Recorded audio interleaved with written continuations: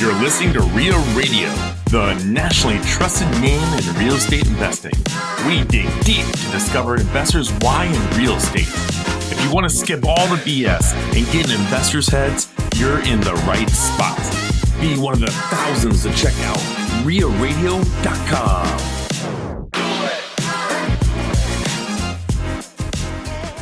I feel like I've had a fairly diverse, set of things, and I feel good about that. I would just hope that type of thing is celebrated. That here's a guy who pursued a lot of different interests, did a lot of different things, and just was hopefully kind of like viewed as being kind of a good dude, overall. So I have a theory that there is a cult of clever that causes problems for for people who try to overgame the situation or overgame problem solving or whatever. This episode is brought to you by PropStream.com. PropStream is one of the most trusted real estate data software solutions. PropStream benefits all real estate professionals. You can find properties and contact homeowners on the go with PropStream's mobile app. We offer free academy courses tailored to real estate investors and agents. Take advantage of our live webinar demos to learn the software and scale your real estate business. Visit www.propstream.com and sign up for your 7-day free trial to get more leads and grow your business. Luke Schollmeyer, I have been waiting for this moment since we started this podcast. Thank Hard you science. for that. Yeah.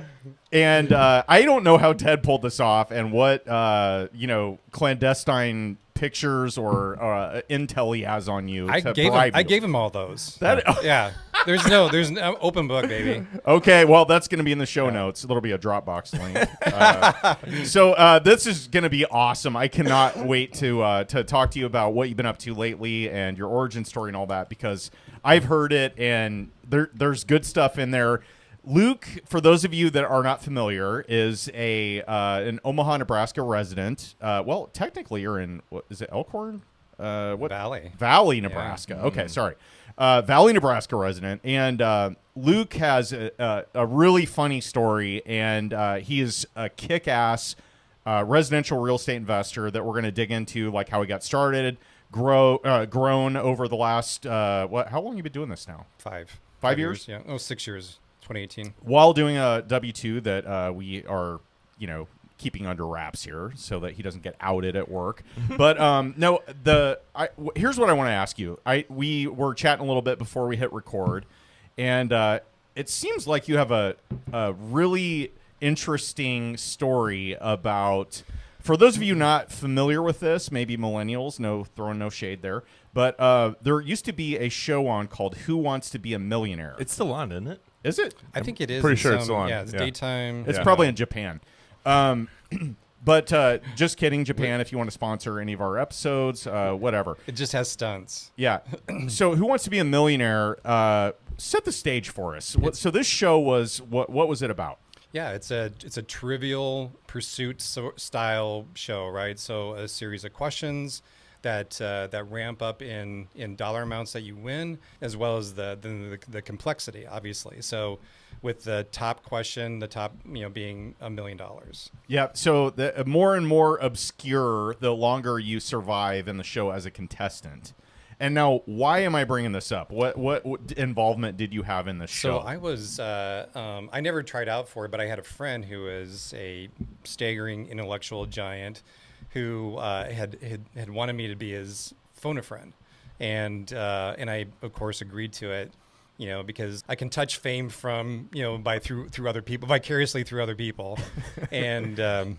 So in the show there, you can, if you get stumped on a question, one of the options is you can phone a friend. Yeah, and the friend can they can be the answer. Expert advice on, or the expert answer on whatever the question is. Exactly. Right? And hopefully they can type in Google really fast. And so he found out he was going to be on the show, and he said, "I want you to be my +1 there as the Yes. phone a friend." And I was excited. I was titillated. But I was also absolutely scared out of my mind. Yeah. Because I have this sort of reoccurring concern that since I'm historically I've been in the IT business, that I was going to be asked a question that should be very much in my wheelhouse, and I would completely blank.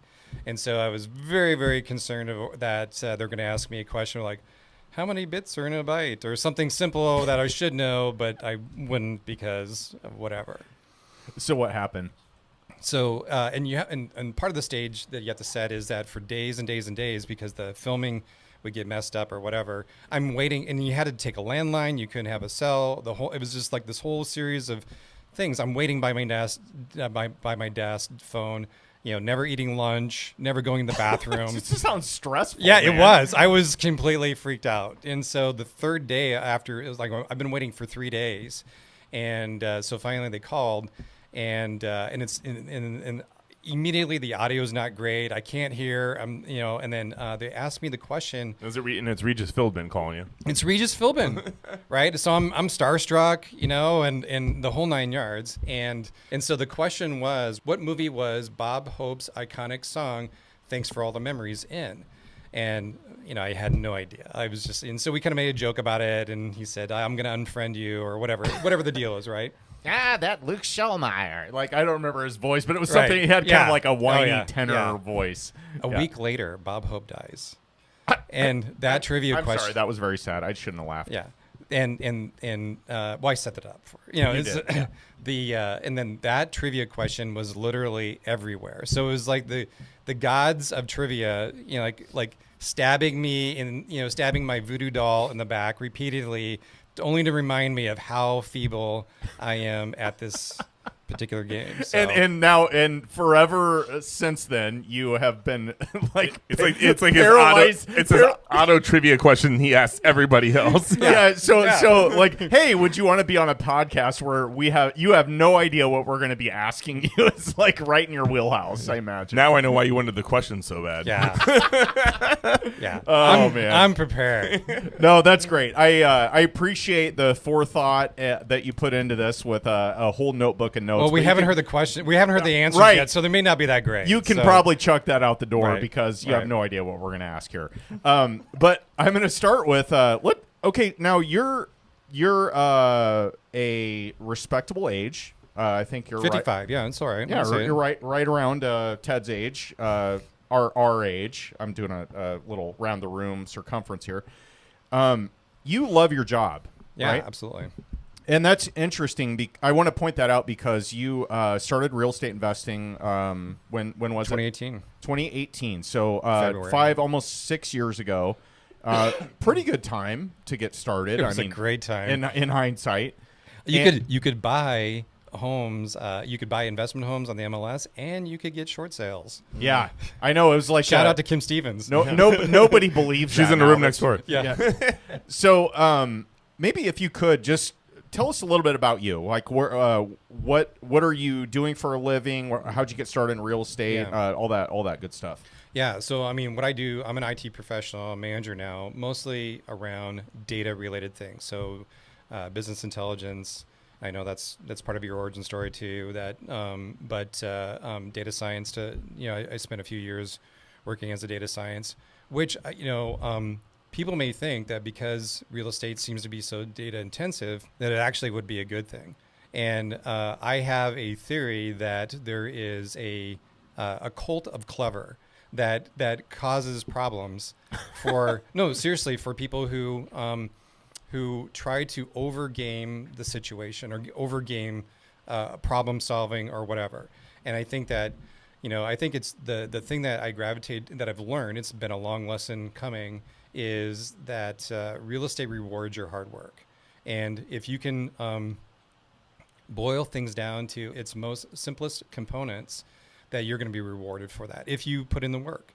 But the problems that I've ran into over and over and over where I've wasted time or wasted effort is where I've tried to be too clever, that I'm going to find out some magic algorithm to make something work, to find the hidden gems or the values or whatever it is. And I find that those things, my worst enemy is myself all the time, always. Like my brain, my emotional state or whatever it is, that jumps in the way and stops me from doing the basic sort of things in this business. But yeah, but really, in my experience where I love problem solving, I love the nature of the work that I do. So, I have no aspirations to quit until such time that maybe real estate itself has kind of grown to enough of a space for me that I need to do that. Would you describe yourself as more extroverted or introverted? Oh, super introverted, who has a need to be an extrovert on Forced extroversion. Oh yeah, it's terrible because That sounds terrible. yeah. Oh, I'll come home after, a day of meetings or having to meet people or whatever, and I just got to, leave me alone, dark room, that type of thing. Just the dog can stay, please leave, that type of thing. Right. That's the way my wife is. She Yeah. just comes home. She's like, I'm going to eat dinner with you, but I'm going to lock myself in the bedroom, and you got everything else. But I think that's the thing that we learn throughout all of this is that sometimes we have to be chameleons, and sometimes we have to, especially when we're often CEOs of our own business or our own entities, that we have to do things that we're not particularly suited for, or that we have to go outside of that. And I think I remember seeing this on Jason Belt's episode, is that if you can take aspects that are core competencies and you can extend them in other areas. And I think that there's, like for me, I think that sometimes if I need to negotiate or be in situations, with, talking with people that I would rather not be in, that I can extend into those areas, just knowing it's a problem to solve. And for me, those are the interesting parts of many of the aspects of this business. Last time I sat down with you for lunch, it was because you're getting your real estate license. Yeah. And you were trying to decide which brokerage you're going to go to. Mm-hmm. What ended up happening with that? Are you using your license actively right now? Yep. I'm with Alan Strong at Strong Pro. Great group. Yep. What gravitated for me was, Alan's a great guy. He's been around for a long time, has a lot of great knowledge. And for me, where I see myself in a transition space from going from residential real estate to maybe commercial, that I see, a great partnership and ability to grow under his tutelage. So I've never had a mentor, I never really worked in those areas. And those are the sort of things I think I'm more ready for, because I'm not really, I've grown to see the value of relationships. And I was going to actually say a lot about you guys, honestly, not to kind of throw you another sort of lob ball, but like one of my biggest problems is this idea of, where people have these concepts of red ocean or blue ocean. The red ocean people feel that there's scarcity, that I need to hoard my resources, I'm not going to tell you anything. And then the blue ocean people are like, there's ample opportunity.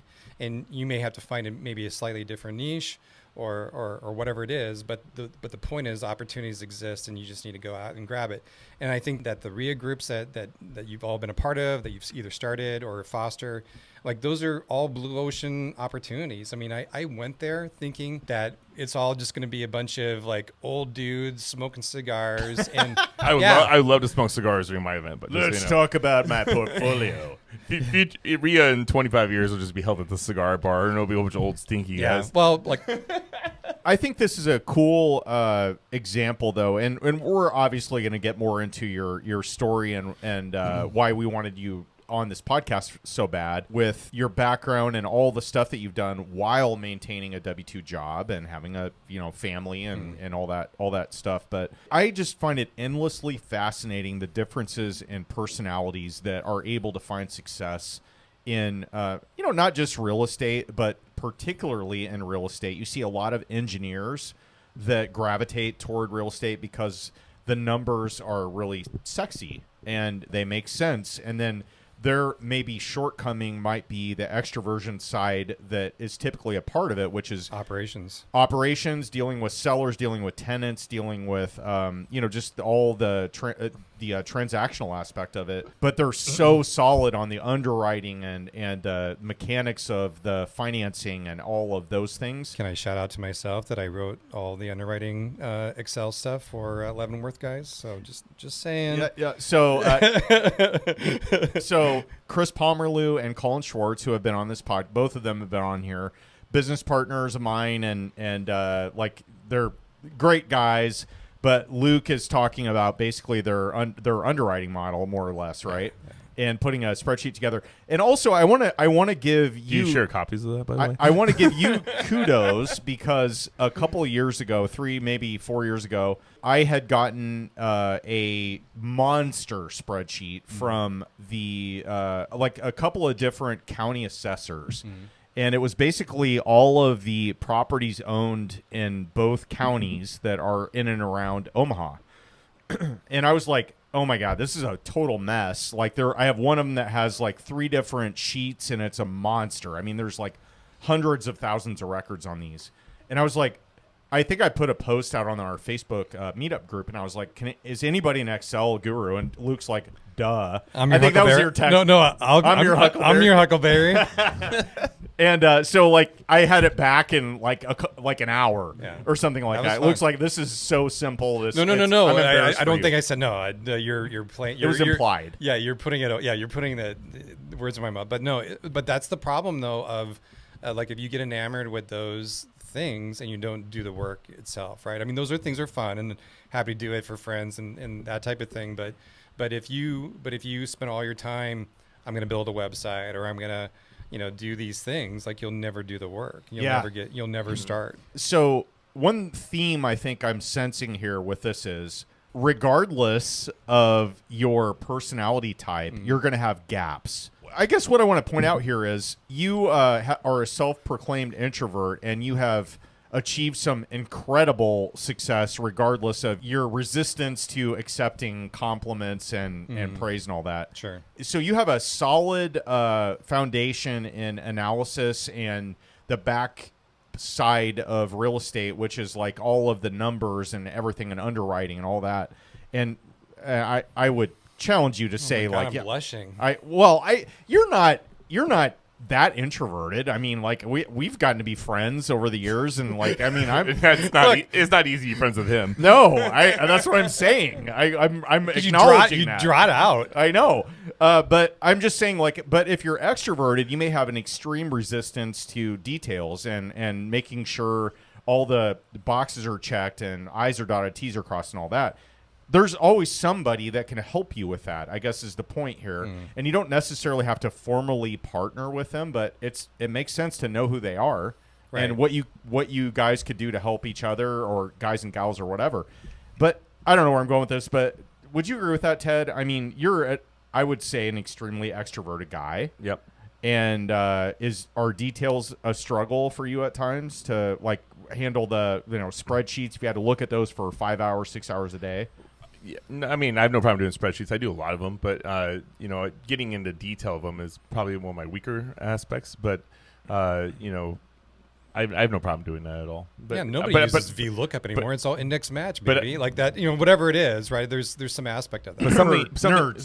But something you said earlier resonated with me is like we're all our own worst enemy, and like I'll listen to a podcast or interview somebody and just listen to how gun ho they are, and they're just relentless in what they do, and I'm like, gosh, why can't I get in that mindset and be like that more? Like, why am I sitting here watching TV, or why am I doing this and not working? The people I look up to makes me feel lazy. Yeah. Yeah, I think that's a little bit of the social media effect. Honestly, even if you're seeing them in person, you get the best version. It's kind of my Instagram life type thing. And I want to call this out because Luke is, whether you know it or not, you're kind of notorious for not being social and being out there. Grumpy? Like, no, that's not. I didn't say that. But Luke is a quiet assassin when it comes to more like a lumbering troll. wealth creation and putting deals together, and he's just one of the smartest guys that I know. No, so God, please. Anyway. No, but okay, let me preface that, right? We were talking a little bit about origin story. So actually, I've been in real estate 3 different times. This is my 3rd time. My first time was in like all origin stories, I believe that they all start with something like insomnia, which is what I started. I couldn't sleep, and what do you do during a pre-internet time period is that you watch TV and who's Infomercials. and who am I going to say? Carlton Sheets. Absolutely, baby. And so the problem for anyone who doesn't know about Carlton Sheets or even the media that they came on was cassette tapes. And so there's no skipping around, or there's no, listen to it on 2 times fast or anything like that. So you have to go through it. Well, I went through half of it. If anyone doesn't know about what Carlton Sheets is about, it's basically buy real estate for no money down. The no money down part is just asking the seller to take a carryback. I mean, there's nothing super interesting about it. We all know it now. At the time, it seemed to be this sort of foundational, boundary breaking sort of idea. But I only listened to half of it. So I was, this is how dumb I was. I went out there and I literally bought 22 doors, some duplexes, triplexes, and a 10plex in 8 or 9 months.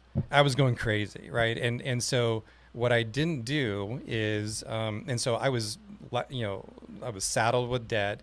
I was basically underwater for a lot of this. And I wasn't, struggling, right? And I didn't have any sort of wherewithal. I mean, I didn't even have a notion in my head that I should be fixing up these homes, these places, re-renting them, getting more cash, being able to refund, any of that.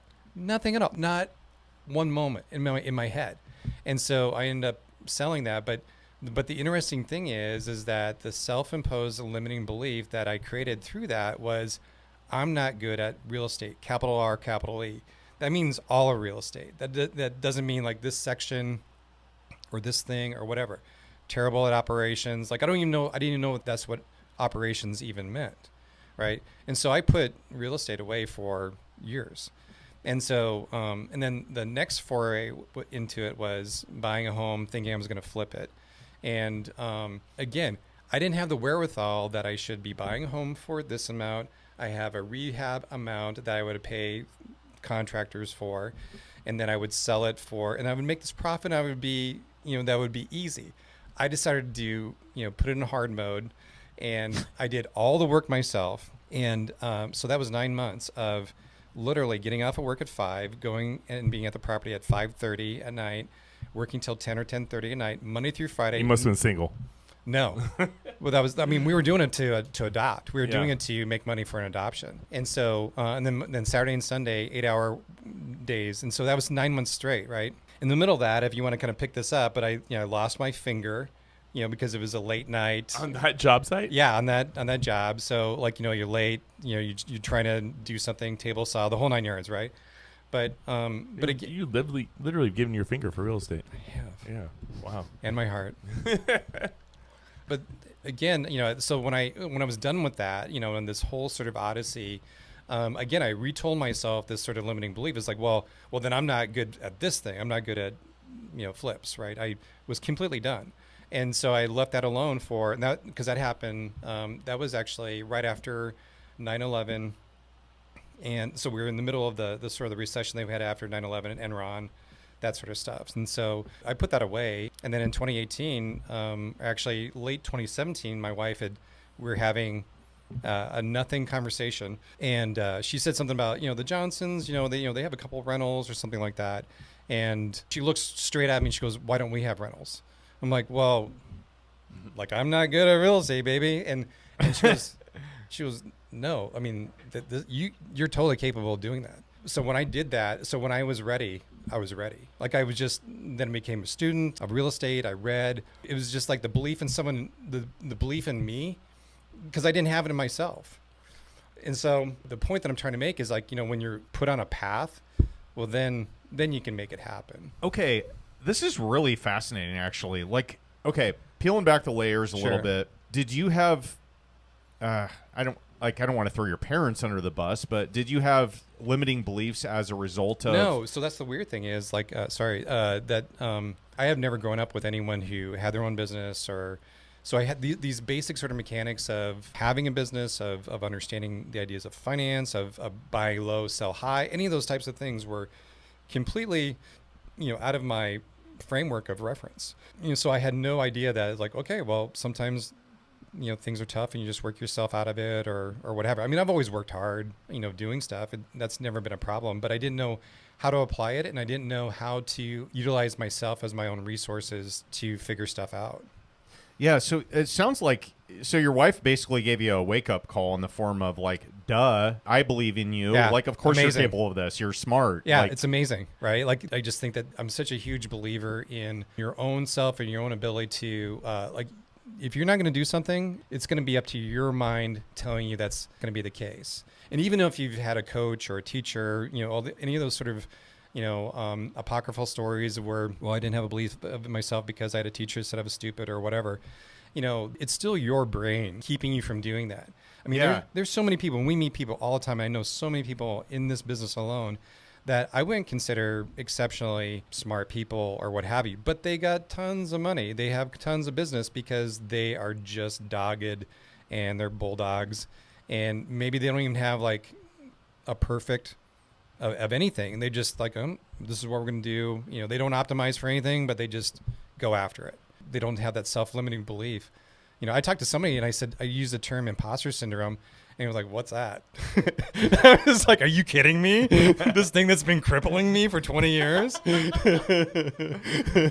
he's just like, well, I don't know what that is. I find it endlessly fascinating meeting people and discovering that really the only thing holding them back is their self-belief or lack thereof. Yeah. And the fact that they are hanging on to childhood trauma that in some way, shape, or form, whether it's maybe they had a parent that was just like, you can't do that, or you can't do this, you can't do that, and reinforcing that over time. I know that wasn't your situation. No, but it's even worse when it's self-inflicted, and that's the thing that drove me crazy. And then the problem was that you're upset at yourself for creating that, and so then you create a whole circle of that. Yeah, of that stupidity, right? Yeah. It's like a snake eating its own tail out. Yeah.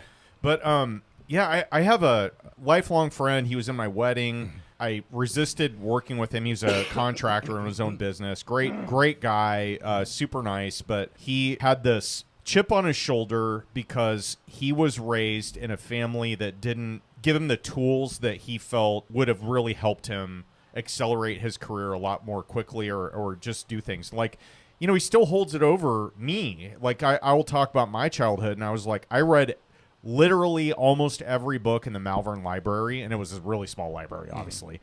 But when I was growing up, I just had this insatiable appetite for reading. And my mom encouraged that, and she was always she would take me to the library, and I would check out like 10 books at a time. I'd bring them back a few days later, and I'd be like, check out 10 more. And these are kids' books. It's not like I'm reading freaking Neil deGrasse, on the universe, but you get the point. And my friend would always be like, well, yeah, it must be nice. My mom didn't give me any books to read or whatever. Yeah. And I'm like, dude, we're like almost 50. When are you going to let this go and just like go on to your own thing? Are you not able to get over that? But he's not. Like, and he's going to hang on to that, and that's fine. But I just find it endlessly fascinating. Generational trauma can last, generations by its nature. But it's and self-inflicted wounds on that can really damage you too. Yeah, at some point you got to saddle up, right? I mean, just like you're gonna have to ride that horse, so you might as well just saddle up, baby. I tell you what, it wasn't until recently that I was thinking about my own parents, and my mom was an immigrant. My biological father died when he was still a teenager. Your mom's Brazilian, right? Yep. And in the end, I really got thinking about how I'm like, why am I wanting to do businesses so much? My parents had jobs, and I started thinking, I'm like, well, my parents always talked owning a business. And my mom started a little nail company driving in a car called Nails on Wheels, doing ladies' nails at the houses, and the more and more I started thinking about it, it's just kind of recently I come to this conclusion. I'm like, oh, they were setting the stones. They didn't find the success in those businesses in the beginning. They're finding it now. But in the beginning, they did not. But I watched that, and I think as a kid, when you watch it and you grow from it, and that's why hopefully you're always better than your parents, and you hope your kids are better than you. Yeah, absolutely, always, yeah. So one thing I want to like backtrack to is we had that meeting for that lunch, and we talked a little bit about you being a real estate agent. But you're not a real estate agent to do deals for clients. You're not like trying to like, hey, let me do all your deals. You doing this exclusively for your business, right? Kind of selfishly. Yeah, always selfishly. No, but really, there's not an altruistic bone in this body. But why? Like, why get your license? What's the value to it? I think some of it. I mean, so certainly the changing laws with wholesaling. that, I mean, because I would wholesale some stuff, but I mean, for the most part, I was always wholetailing everything anyway. I always own the properties. I was never doing an assignment, contract assignment or anything like that. But honestly, I felt like anytime I would hire an agent to sell a home for me after a flip, that I just, like there was minimal amount of effort being put forth. And You almost hired me one time. Probably. And then I sold that property afterwards. Yeah. What property was that? That was that duplex. Oh, yeah. The duplex. I don't know how many have you done, but No, yeah. That you were gonna have me list it, and then we were pretty close on it, and then I got it sold, and I'm like, what? And then I get a phone call from the people that sold it a couple years later, and then I got to list it, and I sold it.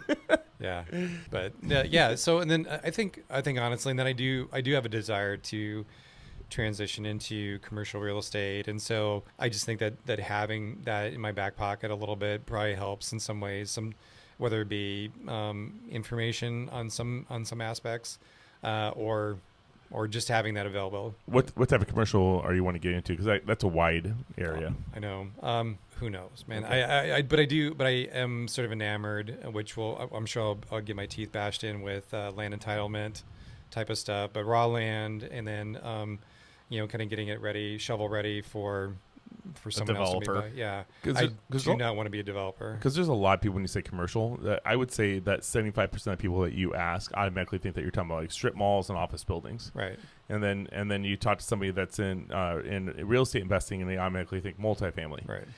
So I think it's just what you know, but there's so many different aspects to commercial. That's why I ask. We all make our dime off of the inefficiencies in the market, right? That's how we find value propositions, because if everything was brought to light, there would be no deals to be found or anything like that.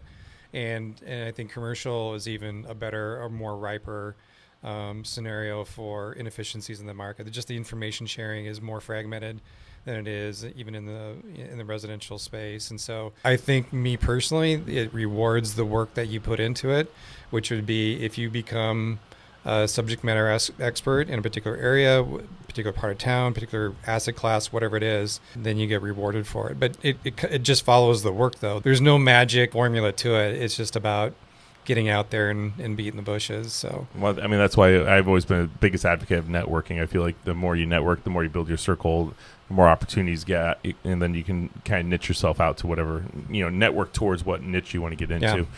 Is there any investments that you personally have that you have listed on the market right now? I'm selling one. It's more of a wholesale. It's something I bought as a package of homes. And then I have one that's just a flip that's going to be going on the market. You have to let me know, because I think I have 7 listings on the market right now, and I've had 3 phone calls in 2 weeks. And one of those listings was a pretty good deal, and then he dropped it $30,000 and still haven't gotten a phone call on it. And then I was like, oh man, what am I doing wrong? And I know that it's election time and interest rates are kind of everybody's anticipating the drop, which just happened. In my real estate company, we had a company meeting, and then everybody's kind of come up and talking afterwards, and then everybody's saying the same thing. I got listings up. I'm not getting any traffic. I'm not getting phone calls. I'm getting nothing. And then what's the price range of those? Everything from let's just probably say 70,000 up to 525,000. Oh, okay. So, and it's just, I'm just getting no movement at all. And then you and I were talking a few minutes ago, and you have a nice multifamily listed, and you're not getting much traffic. I have a really good one. Like it's a semi value add. Like I've had it for I think 3-4 years, and I love some meat on the bone. The numbers make sense, and I've gotten like lowball offers, or like people that are like, hey, would you seller finance and like all that, and I'm just like, no, I want out. And I do want to, I can bring this up at another time, but I do want to kind of like talk about like dispositioning properties and the frustrations that you go through when you get to a point where you want to sell. But yeah, I've been having trouble selling a 20-unit building that I thought I would get like multiple offers on, and I have, but they've been like lame, terrible, and soft. And like nobody's submitted a solid offer that I can really review. And I think everybody's just taking a collective breath right now, trying to see where the chips fall. Wow. With regard to interest rates and what it's going to mean for debt. Putting debt on commercial assets is you're dealing with balloons, and like the interest rates are more tied to the 10-year, like we've talked about. That's a little bit though too, isn't it? Aren't a lot of people, in at least like the multifamily space, sort of waiting for those balloons to come? And I just feel like there's just a huge breath holding scenario for a lot of people. For a lot of those investors, they're just waiting for those bargains. They're not waiting for the Fed to drop, rate like they just did. They're waiting for people to be prices. Yeah. So they want the step two. Like step one is the Fed lowers rates, and then mortgage rates go down. But they want to see the end result of that mortgage rate going down, which is like prices coming down too. I don't want to call this out because I feel very confident that I actually contributed to kind of more of a actual technical discussion for real estate rather than just being kind of the funny monkey, sort of routine. So I feel good about that. But I thought you were going to like slam dunk on me for like I got 7 listings. No. No. I'm Oh, you have 1? Yeah. Oh, no. Well, He's a Teddy big time. That's what it's called. So I actually have 17 listings to put up because clients are like wanting to cash in and put some money in their account right now. When they saw, and I brought this up on previous episodes too, but now seeing that nothing is getting any offers, one of my clients with the bigger portfolio is like, just hold up, because I'm it's one of two things in my opinion. It's either one that because the portfolio that I'm selling is generally appealing more to the rookie investor, and my opinion was that a lot of the rookie investors are probably waiting for this drop in rates, and they're like, oh, now the mortgage rate's going to drop, but we all know it's already baked in. A lot of those rookies don't understand that, and so I was like, either we're going to get a big hit after the rate drop, or it's going to be after the election. I'm just going to look at it this way. You have one heavily social president running, and you got one heavily business man running. Depending on which way it goes, it will affect, what happens in our industry. It doesn't matter, what you think about the presidents. It's just the truth. Right. So, and I think it's going to come down to one of those two. I actually worked as a legislative page in the Nebraska unicameral, like way back in the late 80s. And at the time, you literally had to work very hard to know who was a Republican or a Democrat. There was so much of those state senators that were working together, like super good people, and they just seem to have like a really love for the job, right? Like I'm here to do good, and I don't care about national politics. I'm not taking boilerplate legislation given me from some think tank, that I'm going to then disperse out on the legislative floor. I almost weep for where we've become, so polarized and so divisive, and very clearly. So one of the freshman senators, the previous legislative session, was a former neighbor. Our children played together, and she introduced like this crazy sort of legislation. You're like, who are you? I don't even know who this person is, right? I mean, this is literally so different and so differentiated from what I knew of this person and this family and so forth. So yeah, I mean, I wish for the old days or older days of like, look, we're here to do good, and and let national politics be national politics. Yeah. Ted's the political correspondent on this podcast. I really, really like that. I love this idea, and if I was to run for governor, I would find a way to implement that. Ted Kosh, governor, state of Nebraska. But the crazy thing for me, though, is that I think what people kind of forget, especially with the amount of attention that national politics sort of play, or in terms of capturing our attention, is like the things that really affect us are local politics.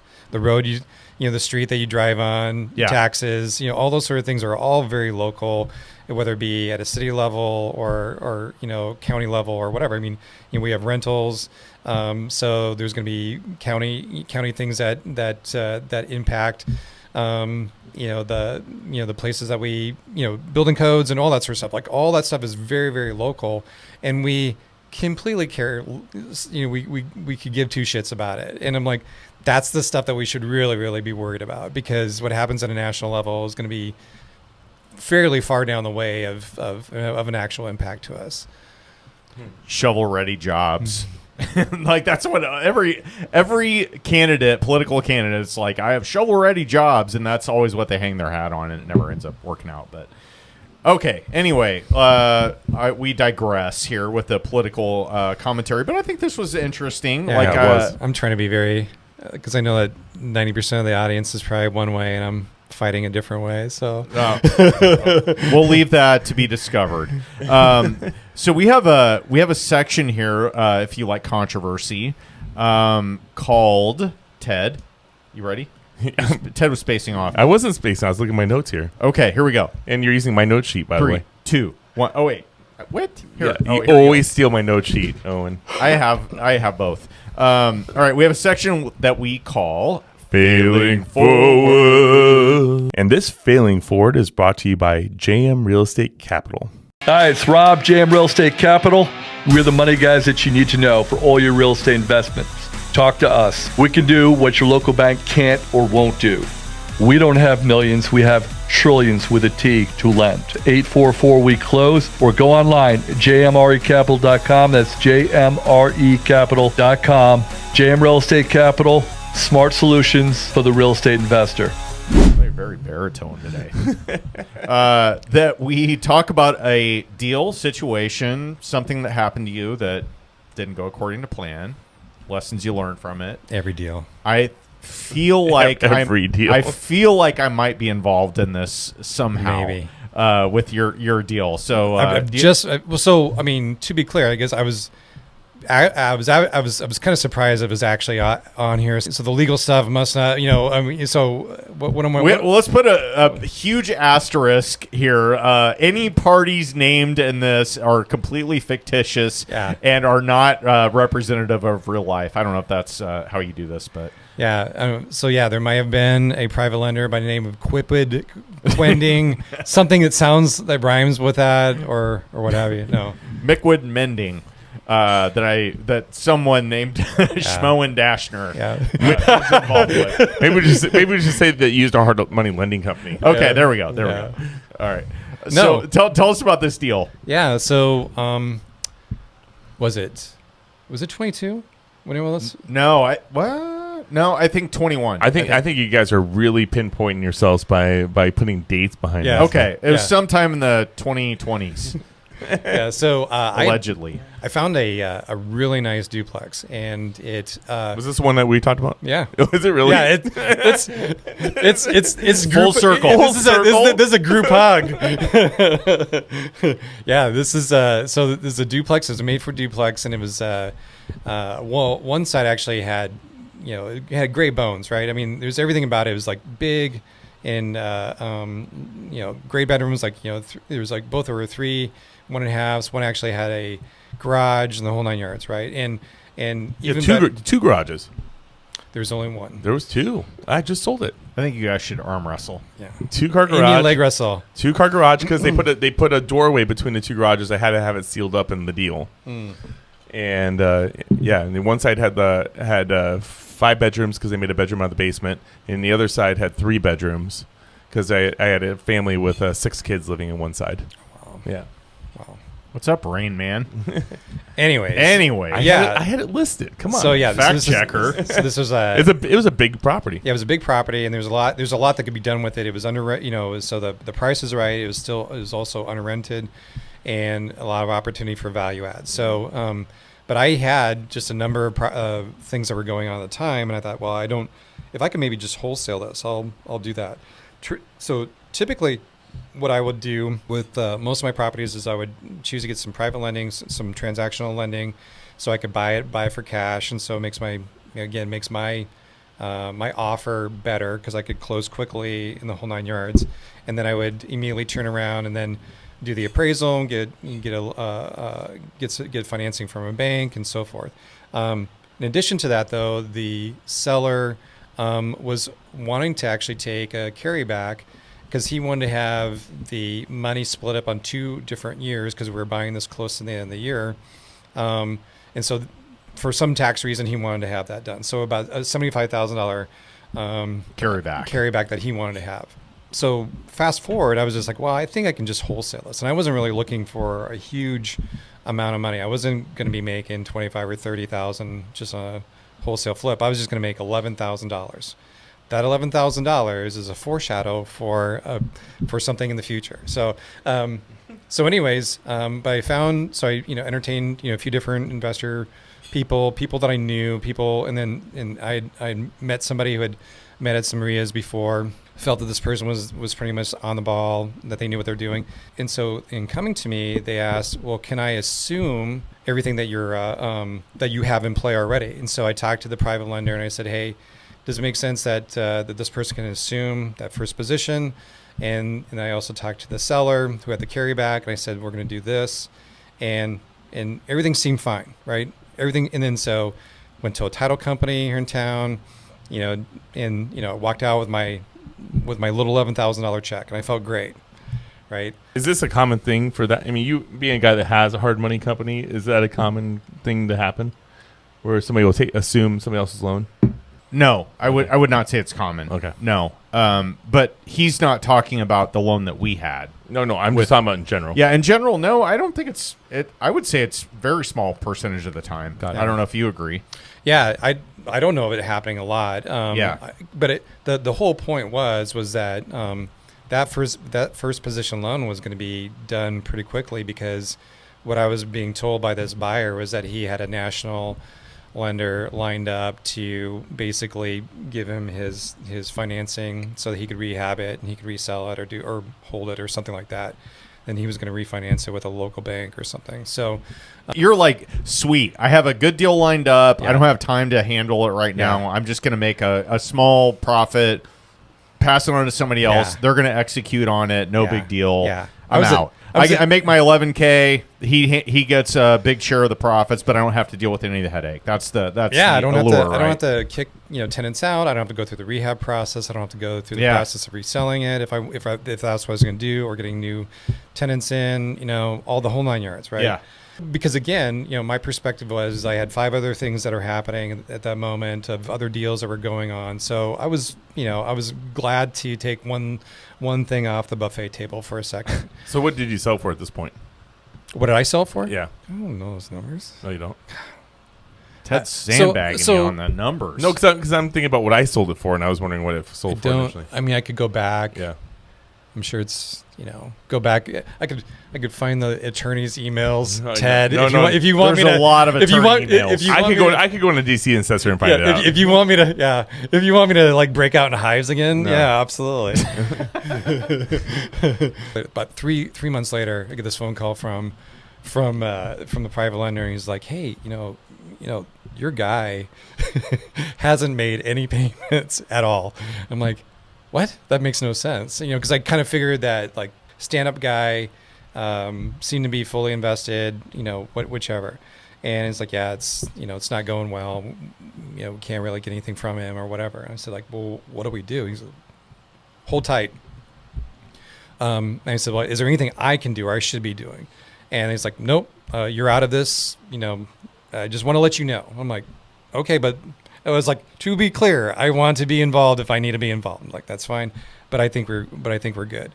And so, is that how you think of it? How you remember it? Yeah, that's so, how okay. Like to fill in the blanks here, I was involved in this deal. Yeah. And Luke and I started talking, and he had it sold to an end buyer. Yeah. And the end buyer did not perform on the loan they took out with my business. So I appreciate your discretion here, but it's all good, man. Yeah. Like we can talk. We can talk. So about it was it. Owen that called me, and he said like, "Hey, this isn't happening." I'm like, "Okay, that like what are we gonna do?" He's like, "Well, if it," and I said, "What happens?" And he goes, "Well, if it goes any further, we'll have to foreclose. There will be an auction."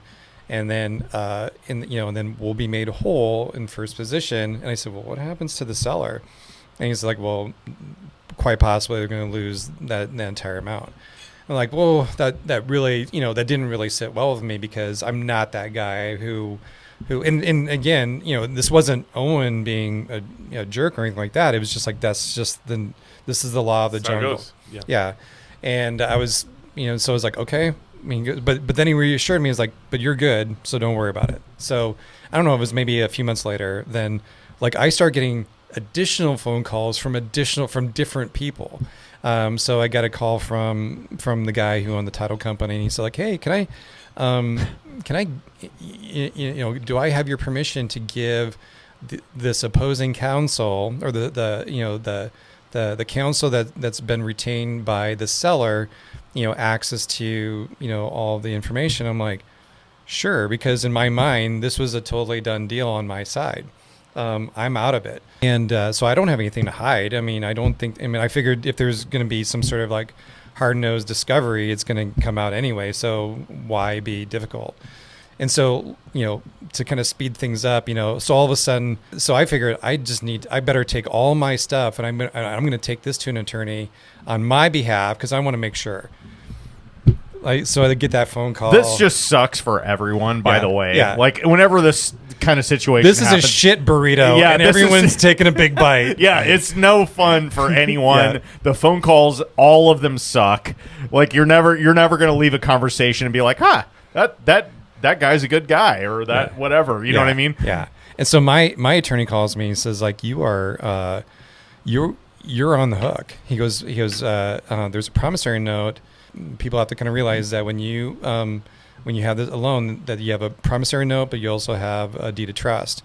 The deed of trust was signed by me to have this new buyer assume it, and the promissory note with no asset backing it was entirely in my company's name. Yeah, and so I was stuck for $75K, of which I didn't have any sort of recourse in which to sell it. So I didn't have access or control to the asset that was tied to. So therefore, I would have had to just cough that up for posterity. And so then I started getting pretty nervous about it because in the end, what was happening was that, of course, everyone's only dealing with their attorneys. And the attorneys are not highly inclined to find a creative solution to any of this whatsoever. So finally, I just decided, it's like, okay, well, I'm going to go all in. I'm going to rebuy this. I'm going to make everybody whole. And then I go get financing, for it. I throw in a ton of my own money. And I was like, rather than you all partaking in this shit burrito, I will just eat it by myself. And that's essentially what happened. So it was a mistake that happened at the title company that promissory note was missed. I still harbor extremely negative and violent thoughts. Because wouldn't our E&O pick that up? What's that? Wouldn't that go against their E&O insurance? Those are things I was asking my attorney. Is like, well, do I have recourse against them? And they're like, no, or something. So I don't know. How not? Dude, you're talking to somebody who was kicked in the head by a cow as a kid. I don't know. I'm not smart. I mean, Jenny. I'm not a very smart man. Wouldn't that go against E&O, Owen? I don't know. Because everything in my world says it would. Well, okay, we can what if this to death. Well, I think this is an important part of it. Yeah, I don't know. I guess I don't know what I was asking that question. Yeah, believe me, there were thousands and thousands and thousands of dollars spent on attorney fees, and this would have been sussed out. So the point of all this is, in the beginning, I didn't think Luke had anything. Like he was on the hook for anything. He was out of the deal. No big thing. We're gonna take it up with this borrower that we, made a loan to that wasn't making good on it, and have to foreclose on them and whatever. And what ended up happening is there was like Luke said, there was something happened with the recording of it. It either didn't happen or was done incorrectly, and he's still on the hook with the sellers originally of the property. And they would not let it go. Yeah. I don't blame them. Yeah. I guess, no discount. They were kind of, they were sort of alleging, again, this is through the attorney. They're alleging that, that they were kind of being taken advantage of, or things weren't clear to them. Stuff like that. Yeah. So long story longer. There was a lot of attorneys paid out of this. They made more money than anyone out of this deal, but it was painful as hell. Well, you were going through a personal thing too. Yeah, it was. So you were stressed, and yeah. you weren't in the best opportunity to be like, okay, like let's sit down and let's roll up our sleeves and let's figure this out. Yeah, and I may have lost my cool with the borrower that we're not talking about, and may possibly have lit him up. I may have witnessed that publicly. Yeah, at a REIA, which like stuff almost went. Anyway, it wasn't a good look for me, and I'm not real proud of that. But it was early on in the lending days. Hey, we're very professional now. REIA sponsor, by the way. We love you guys.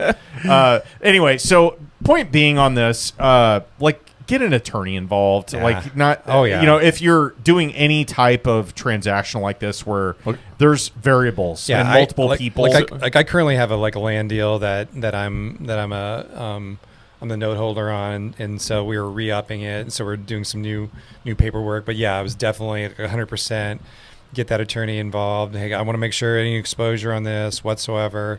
So we made in like little things that I probably would have not thought about, of getting like personal guarantees, husband, wife, that sort of stuff. Just like little things like that of just to, we talked a little bit about, well, there's more than one entity, one LLC involved. What do we do here? So just like little things like that, just to make sure that it's just watertight.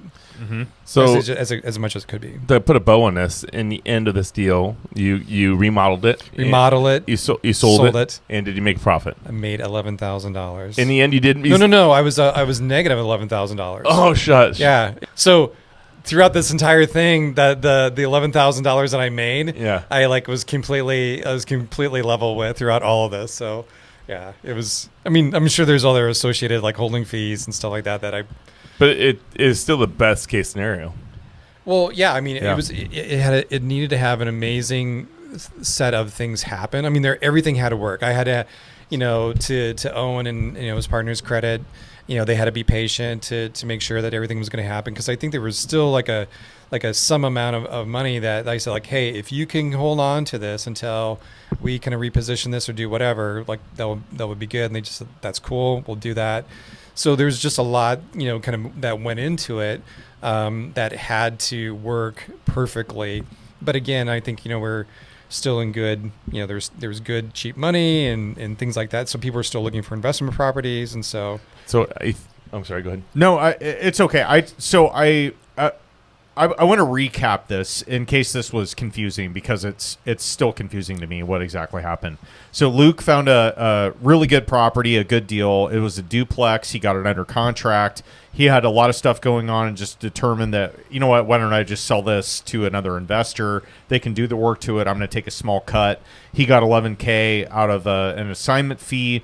The new borrower, or the new person that he assigned it to, borrowed money from my lending company and didn't perform. And he borrowed over this is our bad, by the way, the lending company. But you guys are so new. We loaned more than we should have on the property, and that's a lesson learned on our end. So this is a failing forward like trifecta. And then, didn't make payments. And then Luke found out he was involved. And by the way, you could have just bailed. You totally could have at some point. I don't know. I still feel like I am so skittish when it comes to the legal stuff. I just still thought I was like on the hook regardless. Here's the thing. So I distinctly remember you and I having a bunch of conversations, and like they're not comfortable. I mean, we're talking about this person that is on the hook for this, but you still are as a result of it. And it was not good for anyone. But I want to give you kudos for your integrity out of all this, because it could have gone way differently. It's called being scared shitless. So integrity. However you want to spin it, go ahead, baby. But no, I'm serious though. Like that, you throughout the whole thing were communicating with me on a regular basis, which is way more than I can say for the person not named here. Yeah. I really want to name it. Yeah, so, Voldemort. If I remember right, because I had to do some research on this property, I think that you sold it in the 230 range. Yeah, that sounds right. And I sold that property for $360,000. Did you? Luke, let's sue him. Like, yeah. Maybe there's some recourse here. It wasn't. I didn't own it. I was just the agent on it. But yeah, I sold for $360. So, Man. Yeah. Gotta just, hey, thanks, Salt Shaker. Yeah, just wanted Put that to in the put that wound. out there. All right. But there's also, I mean, that big unit was renting for like $1,900. Yeah. So- No, like that. I mean, it had great bones, right? I mean, like when I bought it, that room wasn't. We didn't know what to make sense of it. You know, whether we could, actually turn it into a triplex or even make that like a little studio or do something. I mean, there's a million different things that we're trying to think through. But I was just. They put their business office in the basement there, and so that was their office space for their company. The only thing I had to do on it was because you didn't sell it on the market. The electrical boxes weren't code because they were in the cabinets in the kitchen. So we had to redo it. We had to, in that deal, we had to redo the electrical panels and place them into a different location. But other than that went well. Man. Well, good for you. Ted made the most money out of like all three of us. And did the least great. amount of work. Yeah. Oh, that's good stuff. It's so weird that was like how we're all involved with that. I know, right? I didn't even know you were involved, Ted. Like that's just so funny. Well, because I always thought it was so funny. I'm like, I had a chance to sell this. I had a whole file on it, and I presented it to the seller. Well, honestly, and I'm being semi-serious here. Like, this is the reason why I try not to do anything stupid in town, because, like, let's face it. So it's either you're screwing the guy who could help you at some other point later, or your just reputation is going to get out there that you are somebody who's a bad deal or bad dude. And guess what happened to that guy that we're talking about? I've never seen him since. Yeah, person non grata. That night I lit him up at the Omaha REIA. He came like maybe 3 times from that point, and it's been over 4 years. Yeah, haven't seen him since. But anyway, digging deep. That was one of the longest failing forwards we've ever had. But really good. Like that's a good story. That was fun. It was very complicated. Luke, how many kids do you have? 4. 4 kids. Yeah. Oh my gosh. Yeah. And how old are they? Let's see. Bailey is 29. Eli is 24. Aiden is 22. Colin is 20. He's going to be 21 here in a couple weeks. So, are you a grandpa? No. Okay. Yeah, thank you. 4 kids in their 20s, and you're not a grandpa. Yeah, no, it's that's good. amazing. Yeah, let's keep it that way for a bit. All right, Luke. This has been a lot of fun. You've delivered as promised. And we have one more section for you where we've got the same questions we ask every guest. Yep. You ready for these bad boys? Dun, dun, dun. Yeah. He's born ready for this. All right.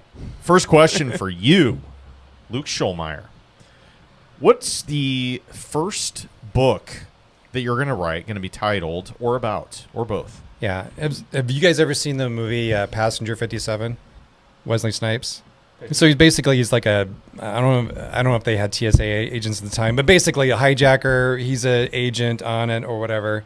But there's the sort of the same thing in like Die Hard, yippee-ki-yay. But he basically, kind of like he's talking to the hijacker and he goes, "Always bet on black," which is like his way of saying is like bet on yourself. And I love that, and I was told by friends like I shouldn't say that about myself.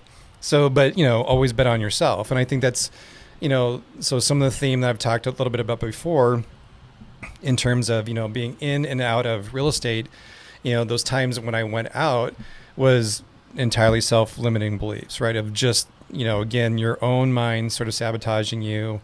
And, and the reason why I've come back to real estate a couple times is, that it rewards the hard work. And I think that if you can get out of your head and you can just say, look, if I distill each and every problem down to its simplest components, and I really just work those things, that I'm going to be rewarded for it. And I really think that, again, we all know people who are intellectually gifted, amazingly talented, and they may be a great musician, athletically, they were great in high school or whatever, and they just never went further.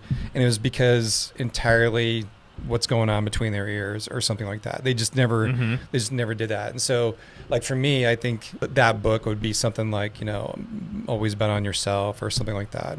The follow-up book would be, what we talked about before, which is There Are No Stupid Questions, Just Stupid People Asking Questions. I like that book. So we're on your podcast. Yeah. There's no stupid questions, only stupid people asking questions. And you can interview anybody in the world today that's alive, preferably. Yeah. Who do you want to interview, and what's the one question you want to ask? Oh, the one question part's going to throw me. Andy Weir. So Andy Weir is the guy who wrote The Martian. So it's and they also there's another great book, Project Hail Mary. These are both sci-fi books, but they're based in what's within the genre called hard science fiction. So they're really big on kind of talking about the actual technical parts of the world or what have you. I would just say, like, what interests me the most is from somebody like that who is, how do you do your research and how do you define those types of things that would make sense to put into a very, very compelling story or set of stories that he's authored. So I guess that would be how I would approach it. Teddy, are you familiar with either one of those books? No. So the author, Andy Weir, right when you said his name, because I don't know if we've talked about him or The Martian, but like I loved that book.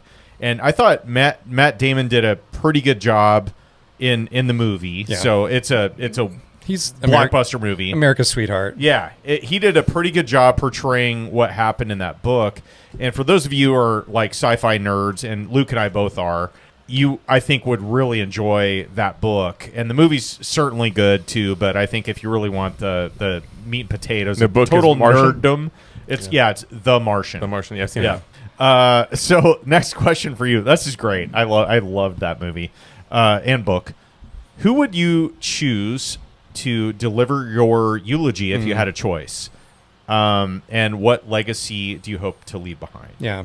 I honestly don't care like who the person is. Like my hope is like this happens 50 years from now. Like I just keel over from, I'm packing my gym bag to go work out or something like that, right? I have a very healthy, active sort of life. And so hopefully like all my kids are like in their 70s, so they're old people, delivering, if anyone's delivering a eulogy. So no, I just think that I think that I would hope that it's funny. I hope it's sort of, like I think I've had a very diverse life, and I think in a lot of different areas. In this, I know this will come up as humble bragging but we might as well just do it, right? But like in my professional W-2 world, I've been a part of some things, and it was actually funny that when my daughter was an IT recruiter, she kept running into people who would say, "Wait, what's your last name? Are you Luke Schollmeyer's daughter?" And she would come to me every week and she's like, I found another person who knows who you are. And like, and I just, so cringe. Yeah. But I mean, so I have an impact in that sort of space. And we talked a little bit about, been active in martial arts and stuff. And so, I have a huge, so for 15 years, a huge diverse set of friends, and I don't want to say an impact because I don't want to overstate who I am or anything like that, but just like just the ability to have been around a lot of different people doing a lot of different things, and then a little bit in the real estate space. So I mean, I feel like I've had a fairly diverse set of things, and I feel good about that. And I would just hope that type of thing is celebrated, that here's a guy who pursued a lot of different interests, did a lot of different things, and just was hopefully kind of like viewed as being kind of a good dude, overall. So mark my words, there will be a day that people that have been on this podcast do pass away. And I guarantee you that there's nothing ever been recorded on 99% of the people on that question. And their remarks on this podcast will probably dictate what happens after our eulogy at some point in their life. Yeah. Because we'll probably end up sharing that episode with their family members. Yeah, if they haven't canceled us, cancel culture. Well, the podcast will still be out there. Back in episode 34. No. So if you look at anybody in your past, mentors specifically, it could be family, friends, or somebody that was paid. Like, which mentors had the biggest impact on your personal life and business life over your lifetime? So again, this will, like, I've done this will be my third time. But look, honestly, like you guys, in the REIAs and all that, like, again, I was very much of a, red ocean scarcity mindset. And, and I think that if you go through my contacts list or what have you, that I think the first, 10 or 15 people that, when I would ask about, like, well, who does clean outs? Well, I still use dentists, that's your guy. Like, so like I've been using your contacts to do a million different things, right? So I, and so I'm not, and like, you're not paying me or whatever, I'm paying you. It feels like I'm paying you, but I mean, but I honestly, like, again, when you come into something and you expect it to be like, we're gonna fight, like we're all here, and this is not going to be a positive sort of environment. This is not going to be a positive. But I mean, so many times I've asked questions, to everyone, to you, specifically Owen, but Ted, you've helped me out. So I mean, I know it sounds very self-serving and very weird, but like, I'm not a big, like, as much as I pine for it, I wish I would have found that super secretive, dude. Like, there is an investor here in town, old school. Dude, that I desperately wanted him to like I will sit at your feet, oh my master. I'll anoint your feet in oil. And like, just tell me the ways. So like, how do I do this? And he was like, nope. Really? Like, yeah, I mean, he's a good dude, and but he's just like he just didn't have any sort of like desire to kind of be that person. Yeah, tell us when we're done who that was. Yeah, absolutely. Yeah.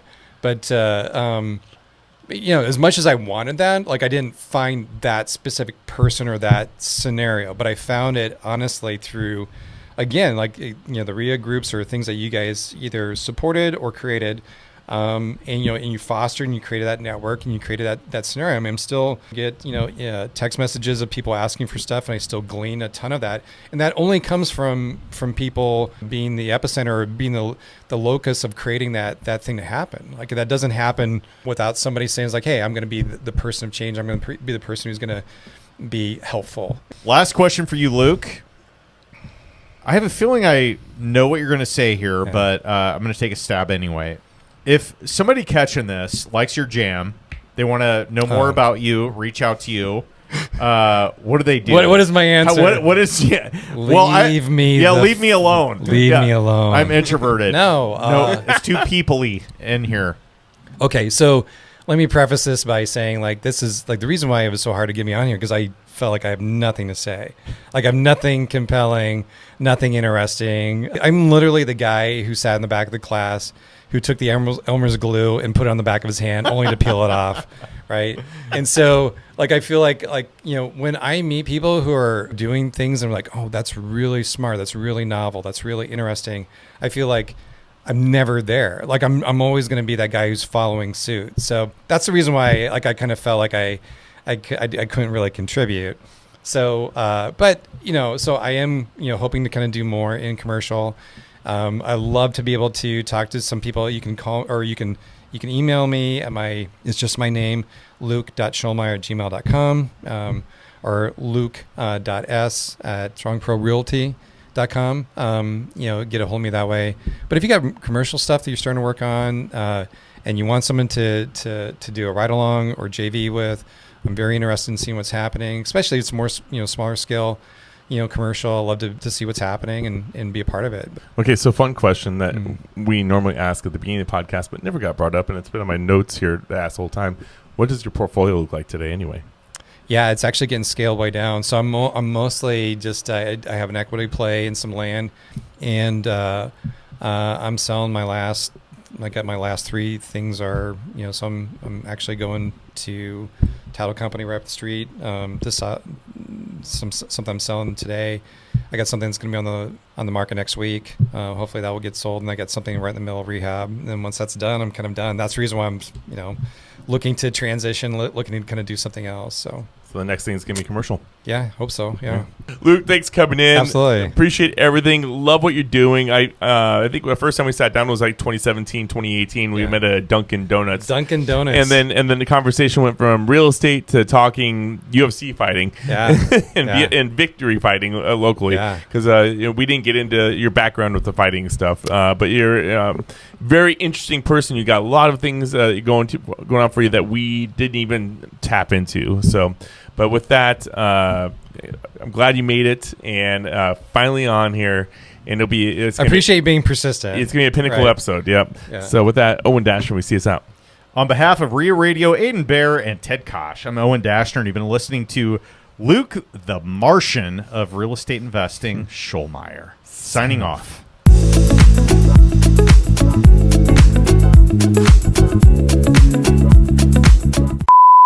Listen, I feel like the podcast you need to be on is one with nerds. Like me, you, Jason. I feel like we could loop in some like nerds and talk about books and movies. That one favorite. I would totally be down. That one favorite podcast you have with the doctor that you were on. I bet that he'd love that. Nope. Radio, edit that out, please. Radio. I want to delete that from my existence entirely. Keep that in. No. Were you like?